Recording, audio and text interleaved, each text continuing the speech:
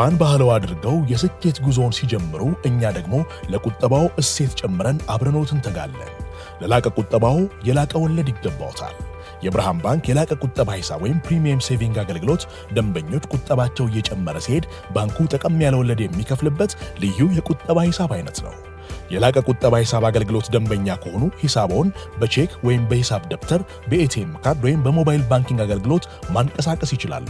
ዛሬውኑ ወደ አቅራቢያው ወደሚገኝ የብርሃን ባንክ ቅርንጫፍ በመሄድ የላቀ ቁጠባ ሂሳብ ከፍተው ብዙ ይቆጥቡ፣ ጠቀም ያለ ወለድ ያገኙ። ብርሃን ባንክ፣ እንደ ስማችን ብርሃን ነው ስራችን። ተመልሰናል። አድማጮቻችን አንድ ኤፍኤም 95.1 ላይ ትገኛላችሁ። ፉትቦል ካፌ ነው ፕሮግራሙ። የባርሴሎና ኒውካስልን ጉዳይ እንመልከት። አንድ እኩል በሆነ ውጤት ጨዋታው ተጠናቋል። ወደ ካምፕ ነው ያመራ ጨዋታ ነው። ይህንን ጉዳይ እንመልከት። ያው ብዙ የግብ ሙከራዎች ያልታዩበት ደብዘዝ ያለ ጨዋታ ነበር። እናንሳ። ልክ ነው። ትላንትና ባርሴሎና ከኒውካስል ጋር በሴንት ጄምስስ ፓርክ ያደረገው ጨዋታ ስቴዲየም ውስጥ የነበረው አትሞስፌር ለእኔ እንግሊዝ ውስጥ የአውሮፓ ጨዋታዎች ሲደረጉ ያው ኒውካስል ከረጅም ጊዜ በኋላ ወደ ቻምፒየንስ ሊግ ስለተመለሰም ሊሆን ይችላል። ለመጀመሪያ ጊዜ ከጥቂት ዓመታት በፊት ወደዚህ ትልቁ የአውሮፓ ክለቦች ውድድር ከተመለሱበት ጊዜ ጀምሮ በተለይ ትልልቅ ቡድኖችን እነ ፔዤን እነ ባርሰሎናን በሚገጥሙበት ጊዜ ስቴዲየም ውስጥ የሚኖረው ድባብ በጣም የሚያስደንቅ ነው እና ትላንት እንደዚህ አይነት ነበር።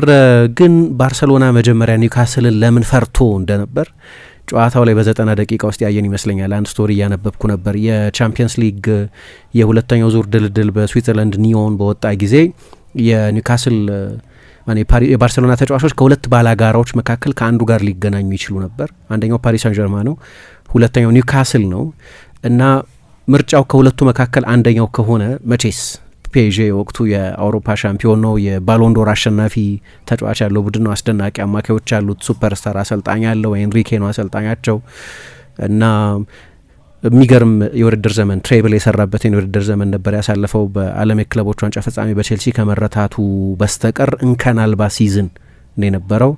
ያለፈው የውድድር ዘመን ብቃት ላይ አይደለም በዚህ የውድድር ዘመን የሚገኘው ፔዤ ግን ምርጫው ከፓሪስ ሳን ጀርመንና ከኒውካስል ከሆነ ለአንድ ቡድን በእኔ ግምት ከ20 ሰው 19 ሰው ኒውካስልን የሚመርጥ ይመስለኛል። ኒውካስል ቀላል ባላጋራ ነው ማለቴ ባይሆንም ግን ምርጫው ከአውሮፓ ሻምፒዮንና በፕሪሚየር ሊግ 12ኛ ስፍራ ላይ ካለው ቡድን መካከል ከሆነ ብዙ ስብስብ አይመስለኝም። ግን የባርሰሎና ተጫዋቾች ምርጫቸው የነበረው ፔዤን መግጠም ነው። እንግዲህ ዴምቤሌ፣ ዱዌ፣ ቪቺኛ አይነት ምርጥ ተጫዋቾች አሉት።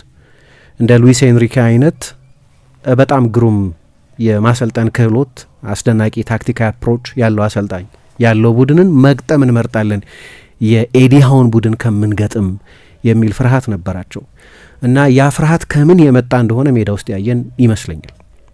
አሰልጣኝ ሃንዚ ፍሊክ ከጨዋታው በኋላ ሁኔታውን በሚገባ ያብራሩት ይመስለኛል። ጥሩ አልተጫወትንም፣ ብዙ ጊዜ ኳስ ይበላሽብን ነበር፣ በጣም ዳይናሚክ ቡድን ነው፣ ፈጣን ነው፣ ፊዚካል ነው፣ ከኳስ ውጪ ደስተኛ ነኝ እንደ ቡድን በተከላከልንበት ሁኔታ ብለዋል። ግን 56% ፖሴሽን ቢኖራቸውም ጨዋታው ካለቀ በኋላ በእረፍት ስሜት ተረፍን በሚል ስሜት ነው የወጡት። እንደው የአቻነቱ ጎል ሲቆጠር ባለቀ ሰዓት ስለተቆጠረ ሊሆን ይችላል። አጋጣሚ ሆኖ ባርሴሎና ብዙ አቻ ይለያይም በዚህ ውድድር ዘመን ለሶስተኛ ጊዜ ብቻ ነው አቻ ሲወጣ። ግን ያቺ የላሚን ያማል የፍጹም ቅጣት የምትጎል የአቻነት ጎል አትመስልም ነበር። ሰለብሬት ያደረጉበት መንገድ ራሱ ጎል አስቆጣሪው ያማልም ይሁን ሌሎቹ የባርሴሎና ተጫዋቾች እንዳልኩት ትልቁ ኮንቴክስት ባለቀ ሰዓት የተቆጠረ ጎል መሆኑ ነው። ግን እኔ ደግሞ ሌላም ነገር የነበራቸው ይመስለኛል። ይህንን ጨዋታ ሰርቫይቭ አድርገነዋል የሚል ሰርቫይቭ ማድረግ በጣም አስቸጋሪ ነበር። ኒውካስል ለባርሰሎና ከሰጠው በጣም ከባድ ፈተና ጨዋታውን አንኮምፎርታብል ከማድረጉ አንጻር ሲታይ ማለት ነው። እንግዲህ አማካይ ክፍሉ ላይ አሰልጣኙ እንደ ድሮ ጨዋታ መቆጣጠር ያልቻልንበት አንደኛው ምክንያት፣ ከኳስ ጋር ጥሩ ያልሆንበት አንደኛው ምክንያት ፔድሪ ከጉዳት በቅርብ ጊዜ መምጣቱ ነው። ቤርናልም ከኤሲኤል ጉዳት ገና በቅርብ ጊዜ የተመለሰ ተጫዋች ነው። ስለዚህ ከኒውካስል የአማካይ ክፍል አካላዊነት ጋር የእኛ ተጫዋቾች ገና ከጉዳት የተመለሱ መሆናቸው ሳያወሳስብብን አልቀረም። ብቸኛው አዎንታዊ ነገር ለኛ በዚህ ጨዋታ ላይ ውጤቱ የከፋ አለመሆኑ ነው።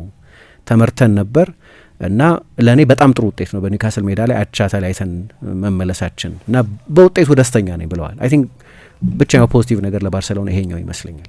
ያለ ኳስ ጥሩ ተከላክለዋል፣ በዚህ ይስማማለሁ። ምክንያቱም ኒውካስል የነበረውን ያህል የሜዳ ስፍራ ብልጫ በኢንቴንሲቲ የነበረውን አይነት አስጨናቂነት በቂ ንጹህ የጎል እድሎች አልፈጠረም። የኤክስጂው መጠንም ከፍተኛ አይደለም፣ ግን 18 ሙከራ አድርጓል። ባርሴሎና በዚህ ውድድር ዘመን 18 ሙከራ የተደረገበት አይመስል 18 ሙከራ ተደርጎበታል። ባርሳ በእጥፍ ያነሰ ሙከራ ነው ያደረገው እዚህ ጨዋታ ላይ። አንቶኒ ኤላንጋ፣ አሽሊ ባርንስ በተደጋጋሚ ከሁለቱ ፉልባኮች ጀርባ ስፔስ ያገኙ ነበር። ያው ባርሴሎና በሀይ ላይ ነው የሚጫወተው። በተለይ የባርሴሎናን የጨዋታ ተፈጥሮ ኤክስፖዝ ለማድረግ ለማጋለጥ የሚስማማ አይነት ፍጥነት ያለው ቡድን ነው። ትላንትና በቀደም ማንቸስተር ዩናይትድ ላይ ባለቀ ሰዓት ጎል ያስቆጠረውን ዊሊያም ኦሱለን ነው የመጀመሪያ አሰላለፍ ውስጥ ያካተቱት። አንቶኒ ጎርደን ከጉዳቱ ጨርሶ ህመም ነበር፣ ካምፕ ውስጥ ህመም ነበር ተብሏል። ስለዚህ በቻምፒየንስ ሊግ ብዙ ጎል ያስቆጠረውን ተጫዋች ተጠባባቂ ወንበር ላይ ያስቀምጠው እንዲጀምሩ ተገደዋል። ነገር ግን ቡድኑ ፍጥነት ነበረው። ባርሳ ደግሞ ብዙ ተከላካዮች ተጎድተውበታል። እንደምታውቂው ሁለት ፉልባኮች ባለፈው የአትሌቲኮ ማድሪድ የመልስ የኮፓ ዴል ሬ የፍጻሜ ግማሽ ጨዋታ ላይ ዡል ኩንዴም አሌሃንድሮ ባልዴም ተጎድተዋል። ከዚያ ባሻገር የኤሪክ ጋርሲያም ከጨዋታ ውጭ የመሆኑ ነገር የተሰማው ጨዋታው በጣም በተቃረበበት ጊዜ ነው። አንድሪያስ ክሪስተንሰን የረጅም ጊዜ ጉዳት አለበት። ስለዚህ በቀኝ መስመር ተከላካይነት ቦታ ላይ ያልተጠበቀ ስም ነው ያየ ነው። ሮናልድ አራውሆ ነው የቀኝ መስመር ተከላካይ አድርገው የተጠቀሙበት። አራውሆ ሁልጊዜ አስተማማኝ ተጫዋች አይደለም። በቻምፒየንስ ሊግ በተለይ በትልልቅ ጨዋታዎች ከፔዤ ጋር ደግሞ በቅርብ ጊዜ ከቼልሲ ጋር በነበረው ጨዋታ ትልልቅ ስህተቶች ሰራ። በብዙሀን መገናኛዎች ላይ በነበረው መራር ትችት ምክንያት ዲፕሬሽን ውስጥ ሳይቀር ገብቶ ነበር። እንዲያውም የሆነ ፋታ ሬፊውጂ ያገኘሁት በመንፈሳዊ ሕይወት ምክንያት ነው የሚል አስተያየት ሁሉ በቅርብ ጊዜ ሲሰጥ ነበር እና በትልልቅ ጨዋታዎች በአንድ ወይ በሌላ ምክንያት የምትተማመኝበት ተጫዋች አይደለም። ግን ፍሊክ ትላንትና እሱ ነው የቀይ መስመር ተከላካይ አድርገው የተጠቀሙበት። የጄራርድ ማርቲንና የፓው ኩባርሲን የአማካዮች ጥምረት የበለጠ መርጠው እሱን የመሀል ተከላካይ አድርጎ ሌላ ተጫዋች በቀይ መስመር ተከላካይነት ከማጫወት ይልቅ፣ ምክንያቱም አንዳንድ ጨዋታዎች ላይ ኤክስፐሪመንቶች ሲያደርጉ አይቻለሁ። እንደ ማርክ ካሳዶ አይነቱን አማካይ ተጫዋች የቀይ መስመር ተከላካይ አድርገው በአንዳንድ የኮፓ ዴል ሬ ጨዋታዎች ላይ ሲሞክሩት አይቻለሁ። ግን ያንን ከማድረግ ይልቅ የጄራርድ ማርቲንና የኩባርሲን የመሀል ተከላካይነት ጥምረት አስቀጥለው በግራ መስመር ተከላካይነት ጆዋው ካንሴሎ፣ በቀይ መስመር ተከላካይነት ሮናልድ አራውሆን የተጠቀሙት። ግን ከሁለቱ ፉልባኮች ጀርባ አንቶኒ ኤላንጋ እና እንዳነሳውት አሽሊ ባርንስ ብዙ ስፔስ ያገኙ ነበር እና የኒውካስል ቀጥተኛ የማጥቃት ተፈጥሮም ከባርሳ ሃይ ላይንም ጋር እና ከሜክሺፍት ፉልባኮቻቸውም ጋር ተደምሮ በጣም አደገኛ አድርጓቸው ነው። ውጤቱ ብቻ ነው ጥሩ ሊባል የሚችለው። አሰልጣኙም አንስተውታል። በተለይ ከኳስ ውጪ ጥሩ አልነበርንም የሚለውን በተመለከተ ብዙ ኳስ ይበላሽ ነበር። ላሚን ያማል ለብቻው 20 ጊዜ ዲስፖሰስ ተደርጓል። አንድ ጊዜ የተሳካ ድሪብል አላደረገም። እንግዲህ የቡድኑ ትልቁ ስታር እሱ ነው። በኋላም የአቻነቱን ጎል ያስቆጠረው እርሱ ነው እና ምን ያህል ብዙ እንዲከላከሉ እንደተገደዱ የምታውቂው። ባርሳ በአብዛኛው በአንቺ ሜዳ ነው መጫወት የሚፈልገው፣ በተጋጣሚ የሜዳ አጋማሽ ነው ጊዜውን ማሳለፍ የሚፈልገው፣ ከኳስ ጋር ካምፕ የሚያደርገው። ኳስም ሲያጣ ቶሎ መቀማት ስለሚፈልግ፣ ቶሎ ኳስ ሪጌን ማድረግ ስለሚፈልግ በተጋጣሚ ቡድን የሜዳ አጋማሽ ነው ከኳስም ጋር ያለ ኳስም ማሳለፍ ይፈልግ የነበረው። ግን ያንን ለማድረግ እንዴት ተቸግረው እንደነበር የሚያሳይሽ ሁለቱ የመሀል ተከላካዮች ፓው ኩባርሲና ጄራርድ ማርቲን ብቻቸውን 16 ጊዜ ኳስ ክሊር አድርገዋል። ከራሳቸው ሳጥን 16 ጊዜ ክሊር አድርገዋል። ይሄ ለባርሴሎና በጣም ከፍተኛ ነው። ሳጥናቸውን ረጅም ጊዜ እንዲከላከሉ እንደተገደዱ ያሳያል። 18 ሙከራ ተደርጎባቸዋል። ይህም ለባርሰሎና በጣም ብዙ ነው። ከአሮን ራምስዴል ክልል ይልቅ ብዙ ኤቨንት የነበረው በዡዋው ጋርሲያ በባርሰሎና የፍጹም ቅጣት ምት ሳጥን በሱ ቀጠና አካባቢ ነው። ስለዚህ ምን ያህል ፒን እንደተደረገ የሚያሳይ ነው። ባርሰሎና ደግሞ በእንደዛ አይነት ሁኔታ መከላከል የሚፈልግ ቡድን አይደለም። በተጋጣሚ ቡድን የሜዳ አጋማሽ ቅድም እንዳነሳሁት ከኳስም ጋር ያለ ኳስም ረጅም ጊዜ መቆየት የሚፈልግ ቡድን ነው። በጭራሽ ያንን ለማድረግ የኒውካስል አጫወት የሚፈቅድ አልነበር። ስለዚህ የተጋጣሚ ቡድን የፍጹም ቅጣት ምት ሳጥን ውስጥ የነበራቸው ፕሬዘንስ በጣም ደካማ ነበር። ለምሳሌ የቡድናቸውን 9 ቁጥር በጭራሽ ማግኘት አልቻሉም። ትላንትና ከፌራን ቶሬዝ ይልቅ ሮበርት ሌቫንዶቭስኪን ምናልባት በዚህ የቻምፒየንስ ሊግ ምዕራፍ ላይ ያለው ልምድ ለመጠቀም በማሰብም ምክንያት ሊሆን ይችላል ሌቫንዶቭስኪን የተጠቀሙት እና ሌቫንዶቭስኪ በተጋጣሚ ቡድን የፍጹም ቅጣት ምት ሳጥን ውስጥ ወይም በኒውካስል ቦክስ ውስጥ 2 ጊዜ ብቻ ነው ኳስ የነካው፣ 1 ጊዜ ብቻ ነው ሙከራ ያደረገው። 40 ምናምን ጎል ያስቆጠረ ተጫዋች ነው። ትልቁ የጎል ዋስትናቸው እሱ ሊሆን ይችላል። ግን በኒውካስል የመጨረሻ 30 ሜትር ላይ ባርሰሎና ምን ያህል ኢንአክቲቭ እንደነበር፣ እዛ ለመድረስ ምን ያህል ቸግሯቸው እንደነበር የሚያሳይ ነው። ሌቫንዶቭስኪ 1 ጊዜ ብቻ። በኋላ በእሱ ከወጣ በኋላ በተቀረው የጨዋታው ጊዜም ራፊኛን የሆነ ጊዜ ሀሰተኛ 9 ቁጥር ፌራን ቶሬስ ከገባ በኋላም ፌራን ቶሬስን እዛ ቦታ ላይ 3 ተጫዋቾችን ሞክረዋል ማለት ነው እና 3ቱም ተጫዋቾች ኢፌክቲቭ አልነበሩም። ብራዚላዊው ራፊኛ 1 ሙከራ ብቻ ነው ያደረገው። ፌራን ቶሬዝ ምንም ሙከራ አላደረገም እና ምን ያህል ኢፌክቲቭ ለመሆን ቸግሯቸው እንደነበር የሚያሳይ ነው። ላሚን ያማልም በክፍት ጨዋታ አንድ ሙከራ ብቻ ነው ያደረገው። አሁን እንግዲህ አራቱንም ዋና የማጥቃት ተጫዋቾች ጠቀስኩ ማለት ነው። እነሱን በደንብ ነው ኒውትራላይዝ ያደረጓቸው። 9 ሙከራ ብቻ ነው በጠቅላላው በጨዋታ ውስጥ ያደረጉት። እናም ለምን እንደዚህ እንደተቸገሩ ከጨዋታው በኋላ ፓው ኩባርሲ ሲናገር በጣም ከባድ ጨዋታ ሊሆን እንደሚችል አውቀናል፣ ምክንያቱም ያለማቋረጥ ፕሬስ ያደርጉ ነበር። ስለዚህ በኳስ ቅብብላችን ጊዜ እንከን አልባ መሆን ሻርፕ መሆን ነበረብን። በማጥቃቱም ጊዜ ልክ እንደዚሁ ክሊኒካል መሆን ነበር፣ የጠራ ማጥቃት ሊኖረን ያስፈልግ ነበር የሚል አስተያየት ሰጥቷል። እንግዲህ አንዱ ማብራሪያ ሊሆን የሚችለው ድካም ነው። ምሳ በቅርብ ጊዜ ባርሴሎና በጣም ከባባድ ጨዋታዎችን ሲያደርግ ነው የቆየው። አሁን ለምሳሌ ቅዳሜ ዕለት በሳን ማሜስ ከአትሌቲክ ቢልባኦ ጋር ነው የተጫወተው። አትሌቲክ ቢልባኦ ብዙ እንድትለፊ የሚያደርግ አይነት ፊዚካል ቡድን ነው። ከዚያ በፊት በቀደም ያነሳ ነው ከአትሌቲኮ ማድሪድ ጋር የተደረገውን ያንን የ4-0 ውጤት የመቀልበስ በአካልም በአእምሮም በጣም የሚያደክም ጨዋታ ማድረግ ነበረባቸው። ከዛ በፊትም ከቪያሪያል ጋር ተጫውተዋል። ቪያሪያል እንደዚሁ ሌላ በጣም አስቸጋሪ ባላጋራ ነው። ቶፕ 4 ውስጥ ያለ ቡድን ነው። ግን ለኒውካስልም ተመሳሳይ ነገር ማለት የምንችል ይመስለኛል። ኒውካስልም ቅዳሜ ዕለት ከማንቸስተር ሲቲ ጋር ነው በኤፍኤ ካፕ የተጫወተው። ከዚያ ከጥቂት ቀናት በፊት ከማንቸስተር ዩናይትድ ጋር ነው የተጫወተው። ሁለተኛውን አጋማሽ ሙሉን በ10 ተጫዋች ተጫውቶ ብዙ የፊዚካሊቲ ኢንቨስትመንት ኖሮት በአካል ብዙ የሚያደክም ጨዋታ ሆኖ ነው የተጫወተው። የኒውካስልም ጨዋታዎች የቅርብ ጊዜ ጨዋታዎች ቀላል ጨዋታዎች ናቸው ማለት አይደለም።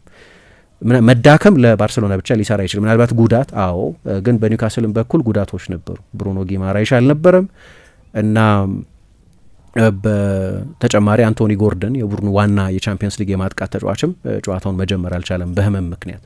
በባርሴሎና በኩል ጉዳት ነበር፣ በኒውካስልም በኩል ጉዳት ነበር። ለዚህ ነው ሃንዚ ፍሊክ በተለይ ኩባርሲኮ ተዳክመን ሳይሆን አይቀርም በቅርብ ጊዜ አስቸጋሪ ጨዋታዎች ስለነበሩብን የሚል አስተያየት ሰጥቷል ብለው ጋዜጣዊ መግለጫ ላይ ሲጠይቋቸው በፍጹም አላምንም በጉዳት አሁን ኤክስኪውዝ ማቅረብ አልፈልግም። በቃ ጥሩ አልተጫወትንም፣ ውጤቱ ጥሩ ነው፣ 1-1 ነው፣ ወደ ሜዳችን ጨዋታውን እንወስደዋለን፣ ማረፍ አለብን። ከዛ በኋላ እሁድ ከሴቪያ ጋር እንጫወታለን፣ ከዛ ሮብ እንደገና የመልሱን ጨዋታ እናደርጋለን። ስለሚቀጥለው ጨዋታና ስለ ረፍት እንጂ ስለ ድካም ማሰብ አልፈልግም። ድካም ሰበብ ሆኖ ሊቀርብ አይችልም። ያው በአንድ ሲዝን ውስጥ እንደዚህ አይነት ፐርፎርማንሶች እንደዚህ አይነት ጨዋታዎች ይኖራሉ የሚል አስተያየት ሰጥተዋል። እሳቸው ድካም የሚለውን ጉዳይ እንደ ሰበብ ማቅረብ አልፈለጉም እና በተለይ ደግሞ ፔድሪ ጨዋታውን መቆጣጠር ካልቻለ ትላንትናውን በጣም ተቸግሮ ነበር። ምክንያቱም የኒውካስል አማካይ ክፍል ከፍተኛ ኤነርጂ ያለው ነው። ሳንድሮ ቶናሊ ያለማቋረጥ ፌርሚን ሎፔዝን ማንቱማን ፕሬስ ያደርጓቸው ነበር የባርሴሎና ተጫዋቾችን በተናጥል። ስለዚህ እያንዳንዱ ተጫዋች ሰው አለው የባርሴሎና ተጫዋች በተናጥል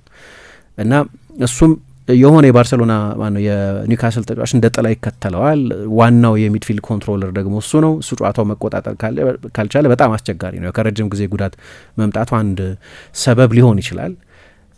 ወራትን አልነበረም፣ በቅርብ ጊዜ ነው እየተመለሰ ያለው። በቅርብ ጊዜ ከጉዳት እንደተመለሰም ተጫዋች ብዙ ደቂቃ እንዲጫወት ተደርጓል። እንዲሁም የባለፈው ጨዋታ ላይ ሊቀይሩት ፈልገው መቀየር አልፈልግም ብሎ በራሱ ውሳኔ ነው ጨዋታውን የጨረሰው። ስለዚህ ድካም አንድ ምክንያት ሊሆን ይችላል። ግን ጨዋታውን እሱ በሚገባ መቆጣጠር ካልቻለ ባርሴሎና ጨዋታ ኮንትሮል ለማድረግ ይቸግረዋል እና የመጀመሪያው አጋማሽ ላይ ጥሩ የነበረው ነገር ውጤቱ 0-0 መሆኑ ብቻ ነው። ኤላንጋ ደህና እድል አግኝቶ ነበር። ንጹህ የጎል እድል አልነበረም፣ ግን ደህና እድል አግኝቶ ነበር። ጋርሲያ ቢዚ ነበር። ጋርሲያ ደግሞ በሚገባ ያውቁታል። ኒውካስል በደንብ መልምሎት ነበር ወደ እንግሊዝ ሊያመጣው። ሌሎች የእንግሊዝ ቡድኖችም ጋርሲያን ይፈልጉት ነበር። ጆን ጋርሲያን ከኤስፓኞል ለማምጣት በኋላ ሳይሳካ ሲቀር ነው አሁን በኋላ ወደ ሲቲ ሄደውን ጄምስ ትራፎርድን ለማምጣት ሞክረው የነበረው እሱ ሳይሆን ሲቀር ነው እንግዲህ አሮን ራምስዴልን ያስፈረሙት እና ግን ራምስዴል ብዙ ቢዚ አልነበረም። እንዲያውም በሁለተኛው አጋማሽ እኔ ትዝ እስከሚለኝ ድረስ ከሌቫንዶቭስኪ ሙከራ በስተቀር ለጎል የቀረበ ሙከራ ነበር። ግን ይሄ ፖላንዳዊ አጥቂ በጨዋታ ላይ ያደረገው ብቻው ሙከራ እሱ ነው። ከዛ በስተቀር ከፍጹም ቅጣት ምት ውጪ የሚታወስ ትልቅ ሙከራ የነበረው አይመስለኝም ባርሰሎና። ይህንን የመሰለ የማጥቃት ኃይል ያለው 100 በላይ ጎል በድጋሚ በዚህ የውድድር ዘመን ያስቆጠረ ቡድን ማለት ነው እና አንዳንድ ተጫዋቾች ኢንዲቪጁዋሊ ጥሩ አልነበሩም። ለምሳሌ ራፊኛን ከኳስ ጋር ጥሩ ላይሆን ይችላል በተለያየ ምክንያት፣ ከኳስም ውጪ ግን ጥሩ አልነበረም። ትላንትና ለምሳሌ ኬሪያን ትሪፒዬ እና ኤላንጋ በጣም አደገኛ ነበሩ በቀኝ በኩል። የኒውካስል አብዛኛው ቢልዳፕም በቀኝ በኩል ነው የነበረው። ኦቨርሎድ ይፈጥሩ የነበሩት ብዙ ፕሬስ ለማድረግ ይሞክሩ የነበሩት በቀኝ በኩል ነው። በዚህ በኩል ላሚን ያማል ስለነበር በጣም ብዙ ፕሬስ የምታደርጊ ከሆነ ወደ ባርሴሎና ሜዳ ተጨነሽ ለመጫወት የምትሞክሪ ከሆነ ላሚን ያማል ብዙ 1v1 ያገኛል። ያንን ላለማድረግ የበለጠ በቀኝ በኩል ነው ብዙ ነገር ይደረግ ነበር። ስለዚህ ጆዋ ካንሴሎ እንዳይጋለጥ፣ ካንሴሎ ጥሩ ተጫዋች ነው፣ ግን እኔ በጣም የተዋጣለት የአንድ ለአንድ ተከላካይ አይመስለኝም። በጣም ጥሩ ተጫዋች ነው፣ በመከላከልም የሚታማ ተጫዋች አይደለም፣ ግን በቂ ድጋፍ የነበረው አይመስለኝም ከራፊኛ። ስለ ራፊኛ ብዙ ጊዜ እንደዚህ አንልም፣ የባርሴሎና የፕሬሲንግ መሪ እሱ ነው እንላለን። ከኳስ ውጭ ያለው ትጋት በጣም አስደናቂ ነበር። ለምሳሌ ጎሉ ሲቆጠር ሮናልዶ አራውሆ ወጥቶ ነበር አይደለም ለሕክምና። በዛ መሀል ነው 11 ለ10 በነበሩበት ጊዜ ጎሉ የተቆጠረው እና እንደ ቀኝ መስመር ተከላካይ ጎሉ ሲቆጠር ለአስቆጣሪው አሽሊ ባርንስ ቅርብ የነበረው እሱ ነው። ስለዚህ ይህንን የማድረግ ችግር የለበትም። ግን ትላንትና እንደ ሌሎቹ ጨዋታዎች ከኳስ ውጭ ኢንቴንስ የነበረ አይመስለኝም። ስለዚህ የቀኙ ኮሪደር ላይ የባርሰሎናን ማጥቃት የኒውካስልን ማጥቃት ባርሰሎና ለመቆጣጠር በጣም በጣም ቸግሮት ነበር። እንግዲህ ውጤቱ ብቻ ነው ጥሩ የነበረው። እድለኛ አይመስለኝም ማሊክ ቺያው በዳኒ ኦልሞ ካለፈው በኋላ ነው ጠልፎ የጣለው። የፍጹም ቅጣት ምት ኮንታክት ነበረው፣ ግን በውጤት በኩል ኒውካስልን ፐርፎርማንስ ሪዋርድ አላደረገው ማለት ይችላል። ጥሩ መጫወት በውጤት አልካሰውም ማለት ይቻላል እንጂ በጣም በጣም ጥሩ ተጫውተዋል። በኋላ ላሚን ያማል እርጋታው ግሩም ነው፣ ምክንያቱም የሀይ ፕሬሸር የፍጹም ቅጣት ምት ነው። የጨዋታው የመጨረሻ ቅጽበት ላይ የነበረ ነው። 20ኛ ጎሉን አስቆጥሯል። አሁን ትላንት ላሚን ያማል ይሄንን ጎል ካስቆጠረ በኋላ ግን በጣም በጣም ተፈትኗል። ያው ኒውካስል በጣም ጥሩ የማጥቃት ቡድን ነው። እኔ ምናልባት ጥያቄ ከሆነም የሚሆነው አሌክሳንደር ኢሳቅ ከለቀቀ በኋላ ሳይሞክሩ በመቅረት አይደለም። አሁን ትልልቆቹ የእንግሊዝ ሌሎቹ ክለቦች ያስፈረሟቸውን ዋና ዋና የማጥቃት ተጫዋቾች 80-90% የሚሆኑትን ለማስፈረም ሞክረው ነበር። ወደ ኒውካስል ወደ ሊቨርፑል የሄደውን ውጎ ኤኪቲኬን ለማስፈረም ጫፍ ላይ ደርሰው ነበር።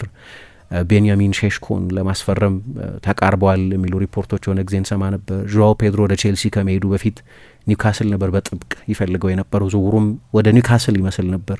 እንዲህ እያልን ሊያም ዴላፕ ወደ ቼልሲ ሄደውን ተጫዋች ለማምጣት ብዙዎቹን ተጫዋቾች ለማምጣት ሞክረዋል። አሁን እነዚህ 9 ቁጥሮችን ብቻ ነው፣ ግን እንደ ማቴዎስ ኩኛና ብራያን ምቤሞ አይነቶቹን የክንፍ ወይም የ10 ቁጥር ተጫዋቾችንም ለማምጣት ጥረት አድርገው ነበር። በኋላ እነዚህ ሁሉ ሳይሳካላቸው ከቀረ በኋላ ዮሃን ቪሳንና ኒክ ቮልተማደን ያስፈረሙት። እነዚህ ሁለቱም ተጫዋቾች ያው ቪሳ እንደመጣ ተጎዳ። ስለዚህ የውድድር ዘመናው አብዛኛው ጊዜ አልነበረም። ከተመለሰም በኋላ የኒውካስሉ አሰልጣኝ በሚፈልጉት አይነት አካላዊ ዝግጅት ላይ የሚገኝ አይመስለኝም። ኒክ ቮልተማደን ደግሞ ሲጀምር ጎሎች በማስቆጠር ነበር የጀመረው። ለማየት ደስ የሚል ተጫዋች ነው፣ ግን እንደ መጀመሪያ ተመራጭ 9 ቁጥራቸው መቁጠር ትተዋል። እንዲያውም በቅርብ ጊዜ በሚደረጉ ጨዋታዎች የባለፈውን የማንቸስተር ሲቲን ጨዋታ ጨምሮ አማካይ አድርገው ነው እየሞከሩት ያሉት ይህንን ተጫዋች እና ትላንትና ጎል አለማስቆጠራቸው ምናልባት ከክረምት ያልተሳኩ ዝውውሮቻቸው ጋር አያይዘን እናነሳው እንደሆነ አላቅም። ቡድኑ በጠቅላላው በቻምፒየንስ ሊግ በእርግጥ ካራባግ ላይ ባስቆጠረው የጎል ጎርፍ ምክንያትም እና ደግሞ ተጨማሪ 2 ጨዋታዎች በማድረጉ ምክንያትም እስከ ትላንትና ድረስ በቻምፒየንስ ሊግ ብዙ ጎል ያስቆጠረው ኒውካስል ነበር። 27 ጎሎች አስቆጥሯል። ግን ወደ ፕሌኦፍ ሄዶ ስለነበር ተጨማሪ 2 ጨዋታዎች ስላደረገ የነዛ 2 ጨዋታዎች ኢንፍሌሽን አለ። ግን ብዙ ጎል ማስቆጠር የሚችል ቡድን ነው። ግን ትላንትና ሜዳ ላይ አዳዲስ ያመጧቸውን ተጫዋቾች አላስጀመሩም። ዋና የቻምፒየንስ ሊግ ጎል አስቆጣሪያቸውም አልተሰለፈም ወይም ጨዋታውን አልጀመረም አንቶኒ ጎርደን እንጂ የክረምት ዝውውሮቻቸው የሰሩ ቢሆን ኖሮና ጎርደን ትላንት ተሰልፎ ቢሆን ኖሮ ምናልባት ባርሰሎና ከዚህ ጨዋታ በእንደዚህ አይነት ውጤት ሰርቫይቭ ላይ ያደርግ ይችል ነበር። በጣም በጣም የተቸገሩበት ጨዋታ ነው የነበረው እና ጨዋታው ሲጀመር በጣም በኃይለኛ ኢንቴንሲቲ ስቴዲየም ውስጥ የነበረውን አትሞስፌር ራሳቸው ሃንዚ ፍሊክም ጠቅሰውታል። በዚህ ድባብ በዚህ አይነት ስሜት መጫወት በጣም አስቸጋሪ ነው፣ ኒውካስል አስቸጋሪ አድርጎብን ነበር ብለዋል። ግን ጨዋታው እንደተጀመረ በ5 ደቂቃ ውስጥ 3 የማዕዘን ምት ነው ያገኙት። ልክ እንደ ቡፋሎ መንጋ በማጥቃት ነበር የጀመረው ኒውካስል። በጣም ወራሪ የሆነ አጀማመር ነበር ያደረገው። እንዳነሳሁት 2 በጣም ፈጣን የክንፍ ተጫዋቾች አሏቸው። የባርሳ ድካምም ጉዳትም ትላንትና ሁኔታውን አስቸጋሪ ያደረገባቸው ይመስለኛል። 3ቱን አማካዮችም በ3 ጉልበተኛ አማካዮቻቸው ነው ረውጠው የማይደክሙ አማካዮችን ነው የሚጠቀሙት። ብሩኖ ጊማራይሽ እንኳ ባይኖር ግን ጃኮብ ራምሴም የኢንቴንሲቲ የመሮጥ የባላጋራ ቡድንን ተጫዋች ማርክ የማድረግ ችግር ያለበት ተጫዋች አይደለም። ፔድሪ፣ ቤርናል እና ፌርሚንን 3ቱ የኒውካስል አማካዮች ናቸው ሀውንት ያደረጓቸው። ከኋላ ደግሞ ሌቫንዶቭስኪ እንደ ማሊክ ቺያው አይነት በጣም ኢንቴንስ የሆነ በኋላ ስተት ቢሰራም ግን በጣም ፊዚካሊ በጣም ጥሩ ተከላካይ ነው እና አጠገቡ ዳንበርንም ነበር በደንብ ነው ኮንትሮል ያደረጓቸው። ከዛ በግራ ፉልባክ በኩል ላሚን ያማል ነው ያለው። በተቻለ መጠን እሱን ለማግኘት ነው ባርሴሎና የሞከረ የነበረው። ጨዋታውንም ስትረች ለማድረግ የሞከረ የነበረው በላሚን ያማል በኩል ነው። ግን ከፊቱ የነበረው ሉዊስ ሆልም በጣም ግሩም ነበር። እንዲያውም የእንግሊዝ ብሔራዊ ቡድን ትልቅ ጥያቄ ያለበት አይደለም ማን ነው የግራ መስመር ተከላካይ ሆኖ የሚጀምረው የሚል። የቀኝ መስመር ተከላካይ ቦታ ላይ ለአመታት ብዙ አማራጮች ነበሯቸው። በግራ በኩል ተመሳሳይ ነገር ማለት የሚቻል አይመስለኝም። ሉክሾ የፊትነስ ችግር ስላለበት እንደ ተጫዋች በጣም ከፍተኛ ጥራት ያለው ተጫዋች ቢሆንም እና በትልልቅ የእንግሊዝ ብሔራዊ ቡድን ቶርናመንቶች ላይ በጣም ወሳኝ ተጫዋች የነበረ ቢሆንም ግን ሁልጊዜ የፊትነስ ችግሩ ከ300 በላይ ጨዋታ በጉዳት ምክንያት እንዲያልፍ የሆነ ተጫዋች ነው። እንግሊዝ አሁንም ጥያቄ አለ ማን ነው የግራ መስመር ተከላካይ ሆኖ የሚጫወተው የሚለው። ባለፈው የውድድር ዘመን መጨረሻ አካባቢ በአርሰናል በጣም ጥሩ እየተጫወተ ስለነበር ማይልስ ሉዊስ ስኬሊ ለአሰልጣኝ ቶማስ ቱኸል የመጀመሪያዎቹን ጨዋታዎች የሚጀምረው ተጫዋች እሱ ነበር። አሁን ቦታውን አጥቷል። እዛ ካላፊዮሪና ኢንካፒዬን ነው አርቴታ የበለጠ የሚያስቀድመው። በማንቸስተር ሲቲ በኩል ኒኮ ራይሊ በዛ ቦታ ሲጫወትም አማካይ ቦታ ላይ ሲጫወትም በጣም አስደናቂ ተጫዋች ነው። ስለዚህ አሰልጣኝ ቱኸል እዛ ቦታ ላይ ሊጠቀሙበት ይችሉ ይሆናል። ግን ሉዊስ ሆልም አይ ቲንክ እዚህ ኮንቨርሴሽን ውስጥ መጠቀስ ያለበት ተጫዋች ነው። በጣም በጣም ጥሩ የቼልሲ አካዳሚ ውጤት ነው። ቼልሲ ነው ለኒውካስል የሸጠው። በጣም ጥሩ ተጫዋች ነው እና ትላንትና ላሚን ያማልን በነበሩት የ1-ለ1 ግንኙነቶች አንዴም ድሪብል አላደረገውም ወይም አልፎት አልሄደም። እንግዲህ በአውሮፓ ፉትቦል ሜቢ በጣም አሪፍ የሚባለው ድሪብለር ነው ላሚን ያማል። ስለዚህ እያንዳንዱ ተጫዋች ባክፎሩም በጣም የተዋጣለት ነበር ማለት ነው። ስለዚህ እንደ ኒውካስል ግሩም ነበር። በማጥቃት በኩል በባርሴሎና የሶስቱን የማጥቃት ተጫዋቾች ጠቀስኩኝ። ግን ፉል ባኮቹም ያው ሮናልድ አራውሆን የቀይ መስመር ተከላካይ አድርገሽ የምትጠቀሚ ከሆነ ካንሴሎ ወይም ኢቭን ዡል ኩንዴን ስትጠቀሚ የምታገኘው አይነት የኦቨርላፒንግ ጥቅምን አታገኝም። ስለዚህ ለላሚን ያማል አስቸጋሪ ነበር። ምክንያቱም ያማል ኳስ ሲይዝ ጆኤሊንተንም ይመጣል። ስለዚህ ብዙ ጊዜ 1-ለ2 ይሆናል። ጆኤሊንተን በጣም ፊዚካል ነው። ሉዊስ ሆል ሶሊድ 1-ለ1 ተከላካይ ነው። ስለዚህ ተጨማሪ ኦቨርሎድ ሊገኝ ይችል የነበረው ያለማቋረጥ ኦቨርሎድ የሚያደርግ የመስመር ተከላካይ ቢኖር ነው። ሮናልድ አራውሆ ሴንተር ባክ ሆኖ የግራ የቀኝ ፉል ባክ ሆኖ የሚጫወት ተጫዋች ነው። አንዳንድ ጊዜ ነበር እዛ ቦታ ላይ ይጫወት የነበረው። አስታውሳለሁ ቻቪ ሄርናንዴዝ የባርሳ አሰልጣኝ በነበረበት ጊዜ ቪኒሽስን ለማቆም ልክ እንደ ቪኒሽስ በጣም ፈጣን አትሌት ስለሆነ ለ1v1 መከላከል ሲል ነበር ይጠቀምበት የነበረው።